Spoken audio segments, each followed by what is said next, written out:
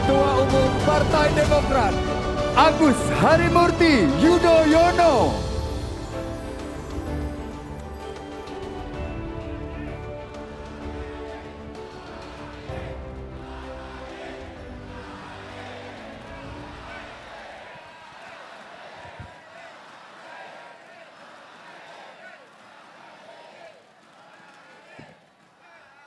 Demokrat!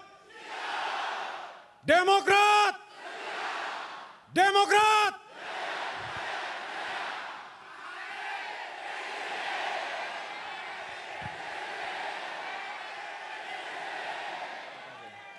Terima kasih. Bismillahirrahmanirrahim. Assalamualaikum warahmatullahi wabarakatuh.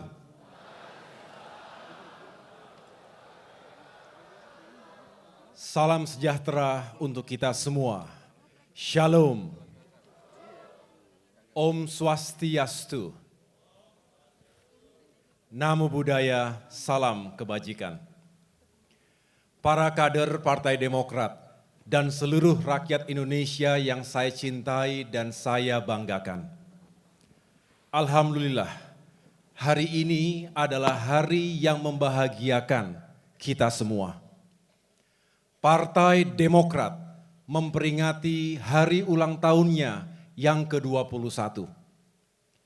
Demokrat ada karena kesetiaan seluruh kader kepada cita-cita para penggagas dan pendiri.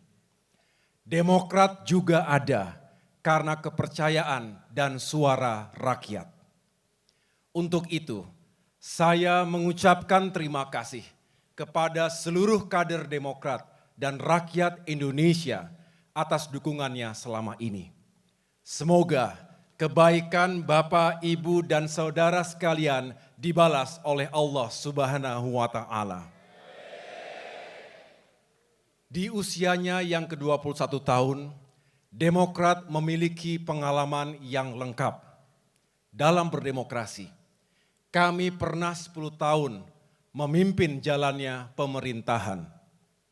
Kini kami berada di luar kekuasaan, menjalankan fungsi checks and balances bagi pemerintahan. Insya Allah, Demokrat istiqomah, tetap gigih dalam berjuang untuk mengawal dan memperjuangkan harapan rakyat.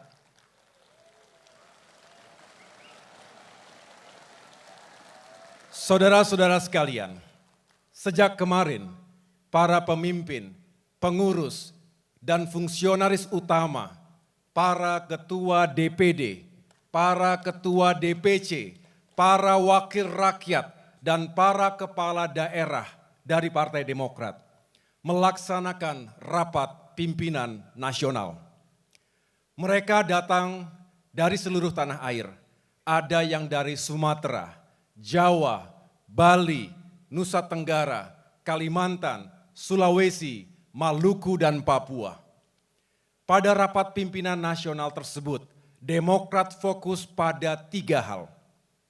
Pertama, kami memikirkan dan mencari solusi atas persoalan rakyat, utamanya kondisi sosial ekonomi rakyat.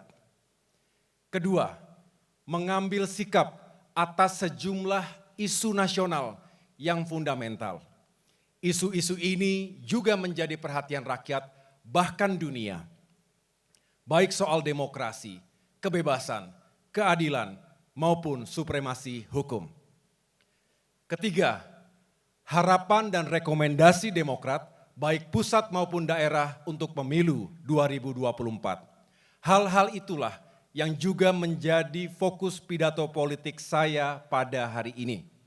Melalui mimbar ini, Partai Demokrat berkeinginan untuk menawarkan solusi-solusi terbaik yang dapat menjadi alternatif penyelesaian masalah rakyat saat ini dan ke depan. Saudara-saudara sekalian, persoalan rakyat yang dibahas dalam Rapimnas itu senada dengan suara-suara rakyat yang saya terima langsung pada saat berkeliling Nusantara. Dalam 3 tahun terakhir ini, saya aktif berkunjung ke berbagai daerah, menyambangi desa-desa, kecamatan, kota dan kabupaten di 34 provinsi. Hampir di tiap tempat saya melakukan dialog rakyat. Di Jepara, Jawa Tengah, saya dihampiri oleh ibu-ibu. Ibu Daimah, 52 tahun. Ibu rumah tangga yang mengadu soal tingginya harga-harga. Ibu Ana, 32 tahun. Guru PAUD yang penghasilannya Rp200.000 per bulan. Ibu Indah, 25 tahun. Istri seorang supir truk yang penghasilannya tak menentu. Mereka meneteskan air mata. Mas Ahaye, kulo mboten mikir mangan sing enak. Saged mangan mawon, kulo sampun syukur. Jangankan makan enak, bisa makan saja sudah syukur. Di Cianjur, Garut, dan Cirebon, Jawa Barat, para pelaku UMKM mengadu soal menurunnya daya beli masyarakat. Ayeuna mah sagala hese.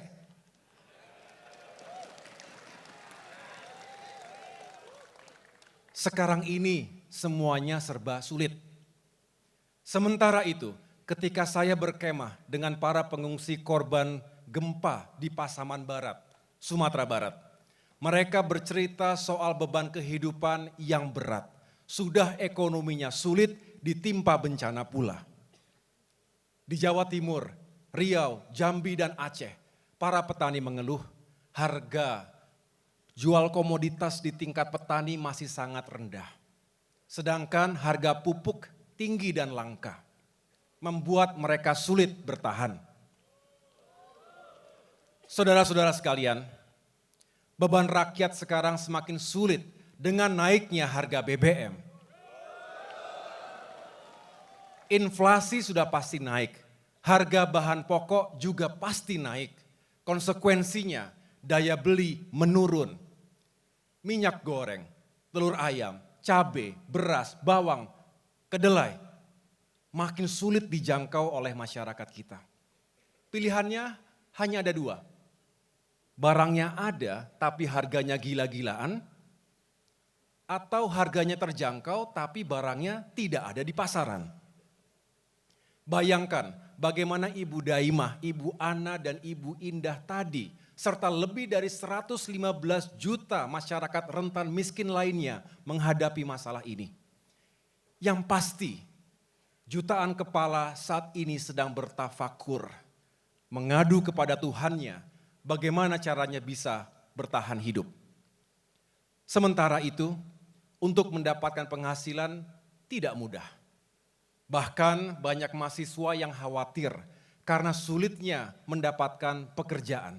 Kekhawatiran yang juga sedang dirasakan oleh 8,4 juta pengangguran di Indonesia.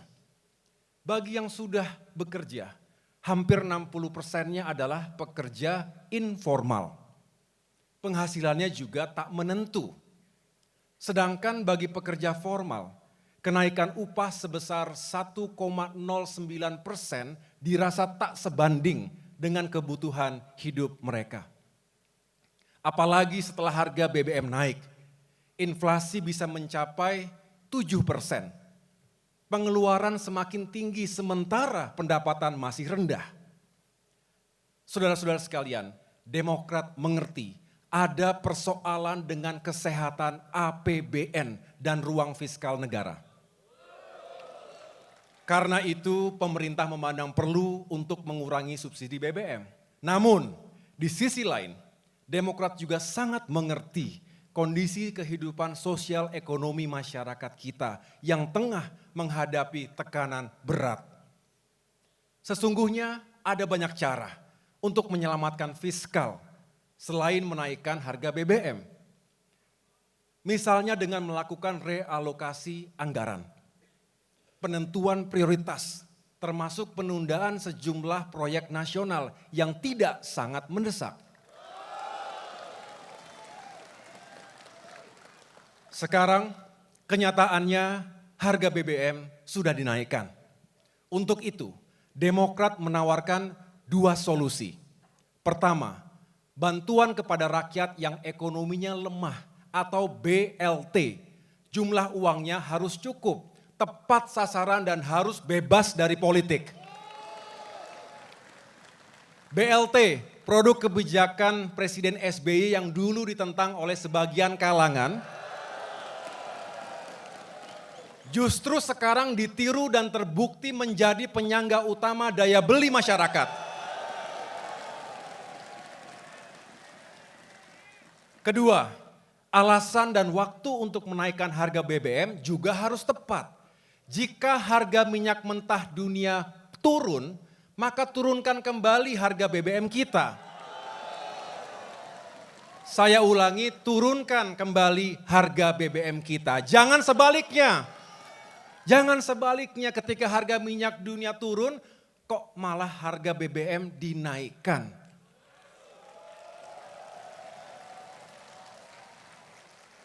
Saudara-saudara sekalian, rakyat yang saya temui di desa-desa, di kota-kota, baik kota kecil maupun kota besar, di stasiun, di bandara, di ganggang sempit, di restoran, di warung-warung kopi, di pasar, di tempat fitness, di kampus, di pesantren, dan di tempat-tempat lainnya. Sebenarnya mereka tidak menuntut pemerintah bisa menyelesaikan semua masalah mereka tadi.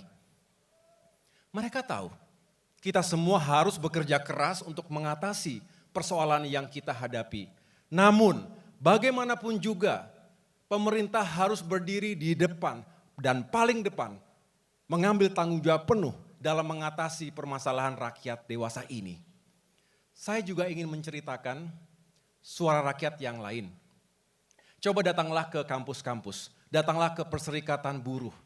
Bicaralah dengan mereka yang punya keberanian untuk menyampaikan kebenaran. Mereka akan mengatakan, kami tidak ingin setiap rupiah yang dikumpulkan dari keringat rakyat melalui pajak, kemudian digunakan secara tidak tempat, secara tidak tepat, untuk sesuatu yang belum sangat dibutuhkan. Sementara ada kebutuhan rakyat yang lebih mendesak.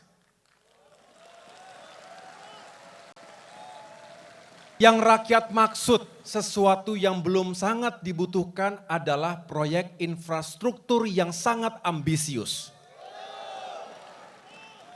Pembangunan infrastruktur memang penting dan beberapa proyek infrastruktur yang dibangun pemerintah mulai dirasakan manfaatnya. Namun ketika keuangan negara sangat berat, ditambah beban utang yang tinggi, maka perlu dilakukan penjadwalan kembali atau dilakukan penundaan. Menyangkut pembangunan ibu kota negara yang baru, sebuah mega proyek, Demokrat ingin menyampaikan pendapat. Demokrat setuju untuk pembangunan pusat pemerintahan yang baru. Mengingat kondisi kota Jakarta sudah tidak ideal lagi. Pembangunan di IKN di Kalimantan Timur juga dimungkinkan. Catatan Demokrat adalah IKN tersebut harus dikonsepkan, direncanakan dan dipersiapkan dengan sebaik mungkin. Kalau tidak, maka bisa gagal pembangunannya. Pemerintah harus memikirkan timing dan jangka waktu pembangunannya. Di seluruh dunia, pembangunan IKN memerlukan waktu yang cukup dan timingnya dipilih dengan mempertimbangkan kondisi ekonomi negara. Begitu juga pada proyek kereta cepat Jakarta-Bandung. Belakangan ini telah diputuskan adanya alokasi penyertaan modal negara dari APBN, triliunan rupiah. Padahal pada awalnya pemerintah berjanji tidak mengambil 1 sen pun dari APBN. Nilai proyeknya pun membengkak, semakin membengkak dari skema perhitungan awal. Demokrat menyarankan agar dalam membangun mega proyek, perencanaan harus matang sehingga tidak mudah berubah di tengah jalan yang bisa sangat merugikan keuangan negara dan memberatkan pemerintah sendiri. Indonesia tentu tidak boleh terus-menerus menambah utangnya. Juga sangat tidak bijaksana jika mega proyek itu didanai dari utang. Utang ini justru akan menambah beban fiskal kita. Apalagi kita tengah menghadapi krisis dan tekanan ekonomi yang berat. Menunda pembangunan proyek nasional strategis bukanlah sesuatu yang tabu. Menunda proyek pada kondisi saat ini lebih baik daripada memaksakannya. Jika proyek-proyek seperti itu dipaksakan, akan berdampak buruk bagi kehidupan sosial ekonomi rakyat. Demokrat tidak bermaksud melebih-lebihkan permasalahan dan tantangan kita. Tantangan kita sebagai bangsa ini memang banyak, tapi memang begitulah adanya, terutama di bidang ekonomi. Itulah realitas kita saat ini. Kita tahu bahwa dunia tengah bergejolak, bukan hanya dampak dari peperangan di Ukraina yang menghadirkan situasi geopolitik dan keamanan internasional yang panas dan berbahaya. Situasi perekonomian global juga ikut terdampak, dan dampak buruk dari krisis ekonomi tersebut telah Indonesia rasakan. Kita mengapresiasi niat baik dan upaya pemerintah dalam menghadapi tantangan dan ketidakpastian global tersebut. Namun, kita harus mengapresiasi yang sudah dilakukan. Namun, jika pemerintah tidak cakap melakukan antisipasi dan adaptasi yang diperlukan, maka perekonomian kita tidak selamat dan rakyat tentu yang akan menderita karenanya.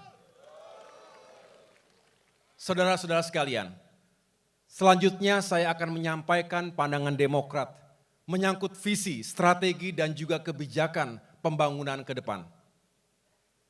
Berbeda dengan kebijakan pemerintahan saat ini, Demokrat justru mengutamakan pembangunan manusia.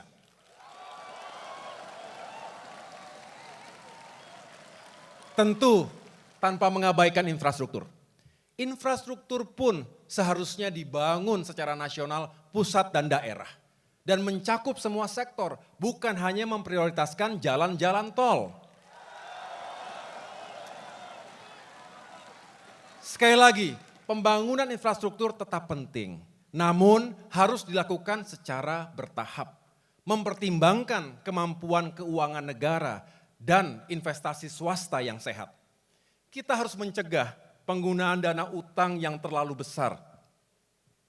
Utang Indonesia 8 tahun terakhir ini meningkat tajam, jauh di atas keamanan fiskal kita.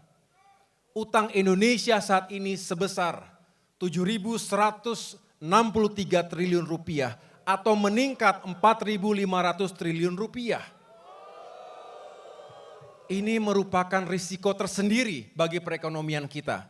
Sebab di samping membebani pemerintah-pemerintah mendatang, juga berbahaya jika perekonomian global dan nasional terguncang dalam krisis.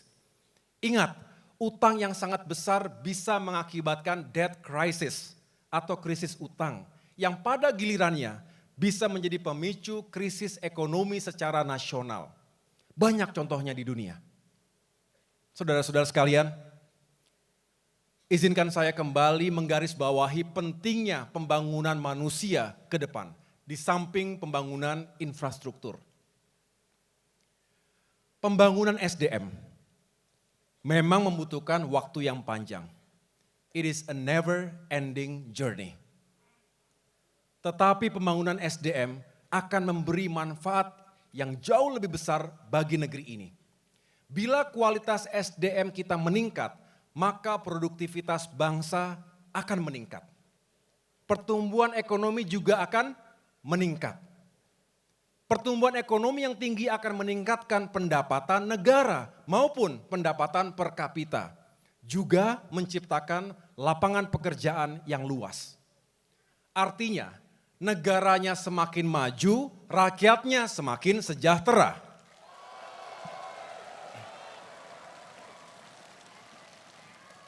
Mari kita belajar dari perjalanan bangsa-bangsa lain.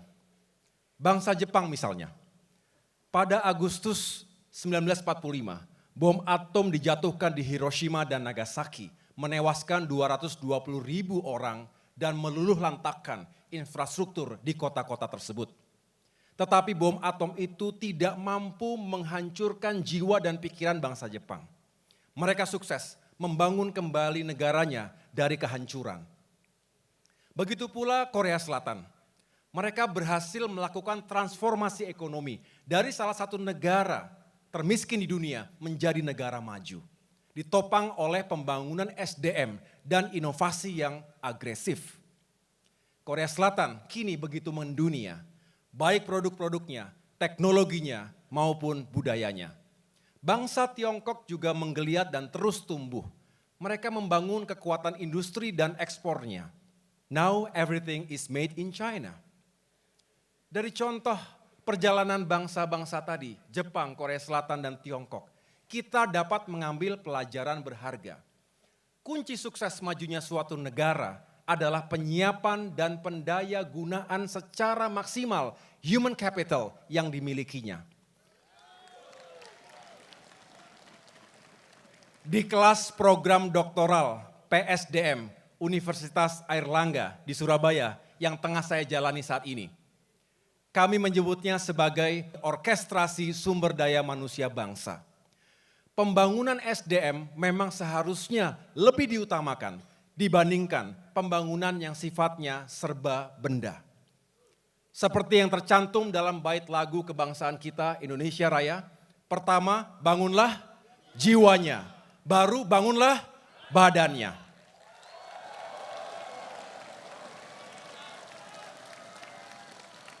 Para kader Demokrat dan rakyat Indonesia yang saya cintai, pada bagian kedua dari pidato saya ini akan saya sampaikan isu-isu terkait demokrasi dan kebebasan serta rule of law atau supremasi hukum.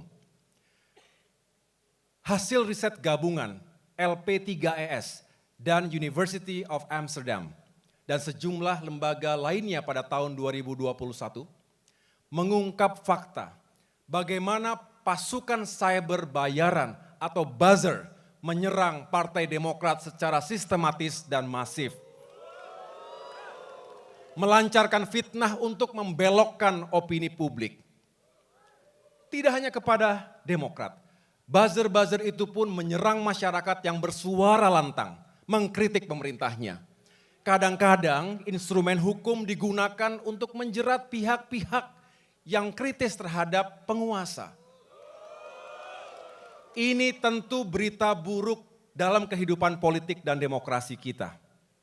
Ketika saya mengunjungi Deli Serdang, Sumatera Utara, seorang mahasiswa mengejar saya. Ia mengadu, merasa ketakutan, terancam dijerat Undang-Undang ITE karena menyampaikan kritik kepada pemerintah. Hasil jajak pendapat Lembaga Survei Indikator Politik pada bulan Februari 2022 menunjukkan bahwa 62,9% masyarakat kita takut untuk menyampaikan pendapatnya. Bahkan rakyat semakin takut karena perlindungan terhadap data pribadi masih sangat lemah. Demokrasi menghendaki adanya kepercayaan. Demokrasi tidak berjalan jika orang yang berbeda pendapat dianggap sebagai musuh. Apalagi menganggap mereka yang mengkritik pemerintah, termasuk Partai Demokrat, sebagai musuh negara.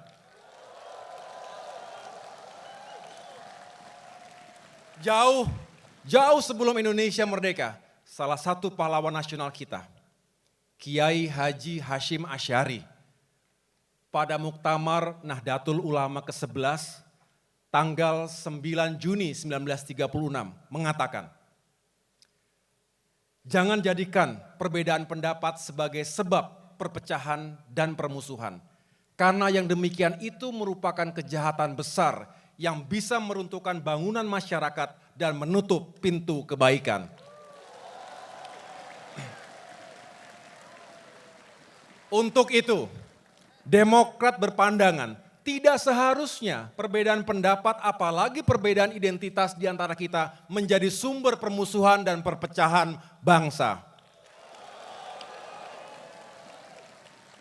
Selain persoalan demokrasi, kita juga menghadapi masalah melemahnya penegakan hukum dan keadilan.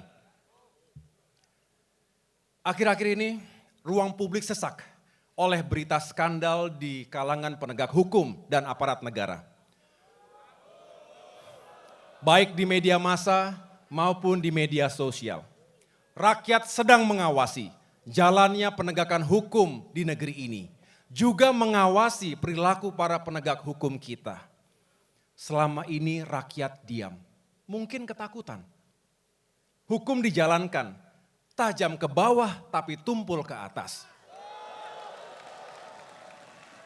Tajam ke lawan tapi tumpul ke kawan. Mengamankan kawan politik dari proses hukum namanya obstruction of justice. Menghalangi penegakan hukum. Sedangkan menggunakan instrumen hukum untuk menghabisi lawan politik namanya abuse of power.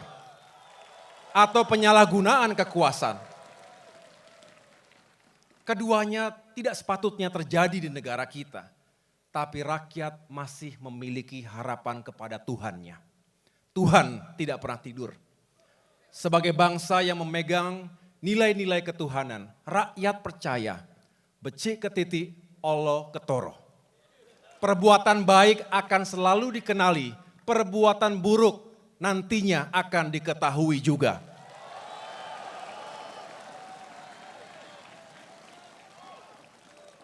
Terkait demokrasi dan penegakan hukum, Demokrat berkomitmen untuk menjamin kebebasan sipil, kebebasan pers, kebebasan berpendapat, serta tumbuhnya demokrasi. Kami juga berkomitmen untuk melawan dan mencegah politik uang, politik identitas, dan politik fitnah dalam demokrasi kita. Selain itu, Demokrat juga mendorong hadirnya instrumen penegakan hukum yang bertanggung jawab, independen dan profesional. Bukan penegakan hukum yang tebang pilih, double standard, dan rentan terhadap intervensi dan manipulasi. Para kader Partai Demokrat dan rakyat Indonesia yang saya cintai dan muliakan. Pada bagian ketiga ini, saya akan menyampaikan harapan dan rekomendasi Demokrat baik pusat maupun daerah untuk pemilu 2024 mendatang.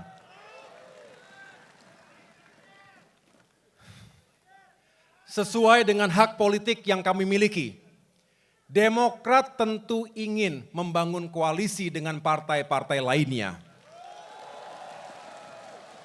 Juga mengusung pasangan calon presiden dan calon wakil presiden.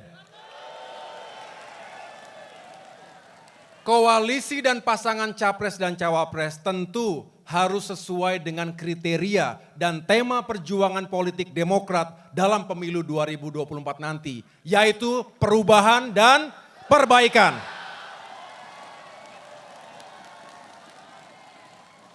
Saat ini Demokrat tengah intens membangun komunikasi dengan dua partai yang juga memiliki semangat dan energi perubahan untuk Indonesia yang lebih baik.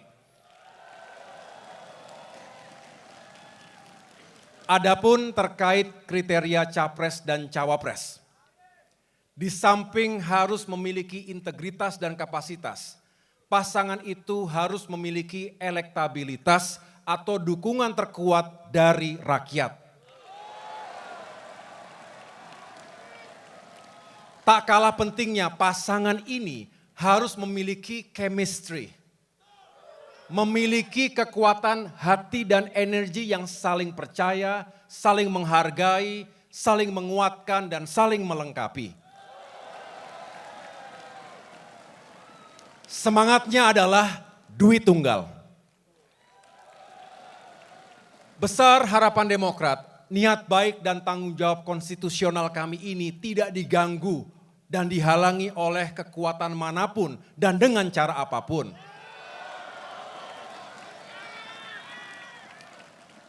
Kita bisa mencontoh Pilpres dan demokrasi yang indah di era Presiden Megawati dan Presiden SBY dulu. Demokrat siap untuk memperjuangkan kader utamanya menjadi bagian dari pasangan capres-cawapres yang akan diusung.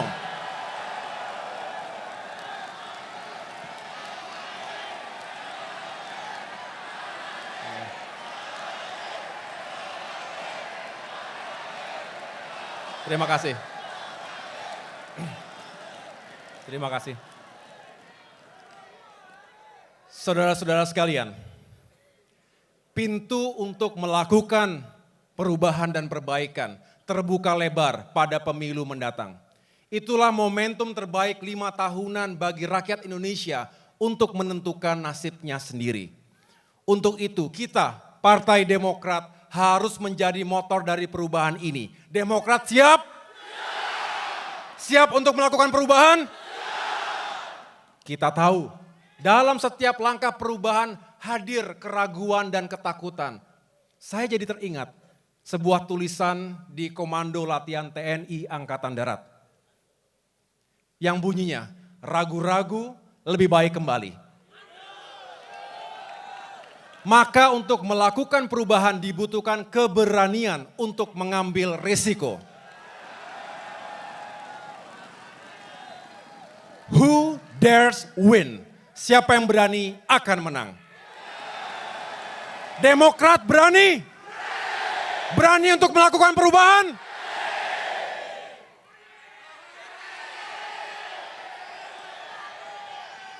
Kita harus berikhtiar.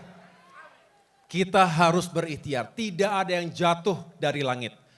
Tuhan tidak akan mengubah nasib sebuah kaum ketika mereka tidak mau mengubah nasibnya sendiri.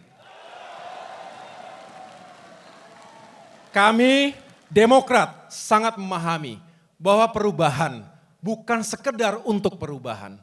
Perubahan dan perbaikan tentu memiliki tujuan, sasaran, dan alasan yang kuat mengapa perubahan itu harus dilakukan. Tatanan dan hal-hal yang sudah baik di negeri ini yang telah diletakkan oleh pemerintahan-pemerintahan sebelumnya, sejak era Presiden Soekarno dan presiden-presiden berikutnya hingga sekarang, tentu harus dipertahankan. Prinsip yang Demokrat anut adalah yang baik dijaga, yang tidak baik diubah dan diperbaiki.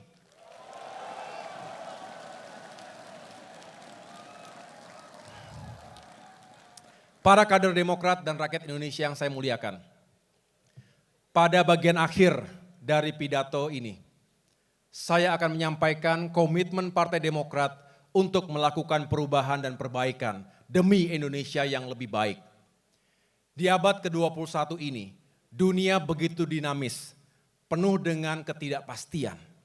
Banyak peluang, tantangan, sekaligus kejutan. Seringkali terjadi disrupsi sebagai akibat revolusi teknologi, ledakan jumlah penduduk, dan juga kompetisi yang makin keras antar bangsa.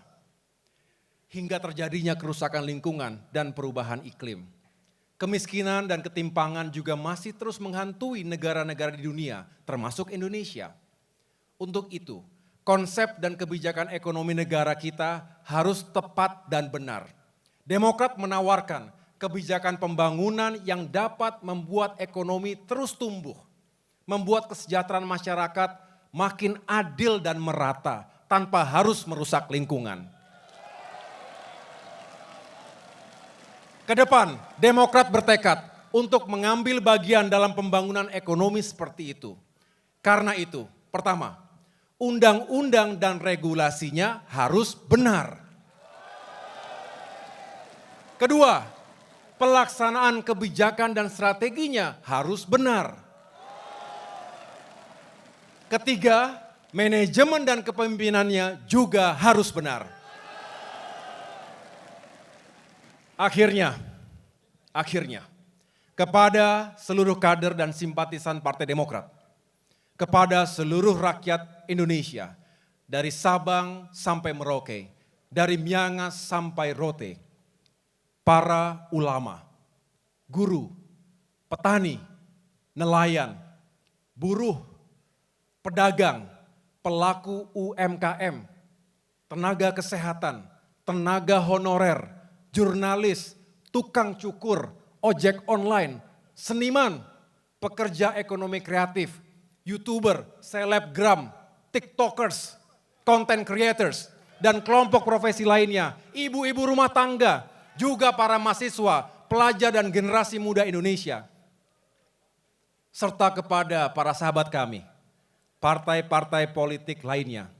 Jika merasakan energi dan semangat perubahan dan perbaikan seperti yang saya rasakan, saya ulangi, jika seluruh rakyat Indonesia merasakan energi dan semangat perubahan dan perbaikan seperti yang saya rasakan ini, mari bangkit dan bersatu. Mari bangkit dan bersatu. Memperjuangkan kehidupan rakyat dan masa depan yang lebih baik. Insya Allah Indonesia akan semakin aman dan damai, semakin adil dan sejahtera, serta semakin maju dan mendunia. Indonesia untuk semua.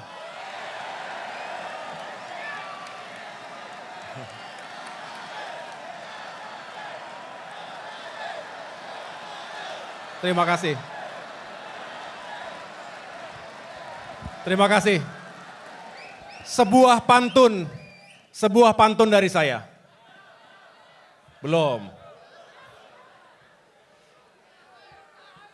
Gelombang datang, kapal terguncang. Tali kemudi digenggam erat. Jangan bimbang dalam berjuang. Kuatkan hati bersama Demokrat. Terima kasih, Tuhan bersama kita. Wassalamualaikum warahmatullahi wabarakatuh.